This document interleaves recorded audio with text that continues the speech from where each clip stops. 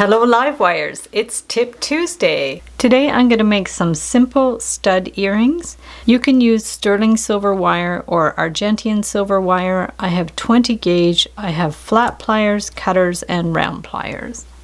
So we'll cut the wire flush so it's a straight edge, and then at about 3/8 of an inch, depending on how wide your lobe is, we're just going to give this a little bit of a bend. And then we're going to take our round pliers and we're just going to put them right in here and bend this around to make a loop. So that's going to be one side of the note. Use your flat pliers. These are the tweezer nose pliers from Xuron. Bend it across, hold it at the top, bend it down, and get the round pliers again. Hold it where the note should be and just turn this around the round pliers. Make the loops the same size. Clip that end flush. I could have started with 2 inches instead of 3. We're going to press that down so it's flat, even them out.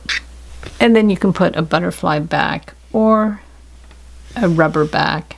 You can file the end or you can use a reamer just to soften the edges. And there you have your super cute little note stud earrings.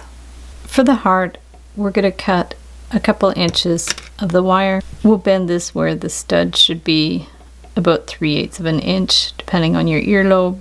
Give it a good little sharp right angle bend. Get your round pliers, hold them right there at the end so the right hand side of the pliers is flush with the stud. Bring this one around to form a loop. Now get your flat pliers. These are the tweezer nose pliers. Hold it where you want the bottom of the heart to be. Give it a good sharp bend. Push that so it's sharp. And then we'll do the loop on this side. So we're going to bring this one around. Make it in the same position as the other one. Take your flush cutters, cut it flush, soften the end with a reamer, and there you have your super cute stud heart earrings. For the spirals, we'll take about 2 to 3 inches, bend that at a right angle at about 3/8 of an inch. Get our small round pliers, hold it near the end, and just bend that around. We're going to hold the end, keep going around, and then we're going to hold it with the flat pliers and work our way around. So just slowly push it around. Don't squeeze too hard. Bring it all the way around. Compare it if you've already done one to make sure it's about the same size. If you need to bring it around a little bit more to match, go ahead, clip it flush.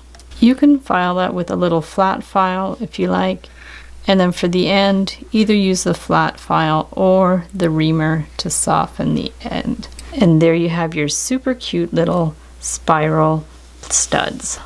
So thanks so much for watching the video. Give it a big thumbs up if you liked it. Be sure to subscribe to my channel for lots more wire art and jewelry making videos.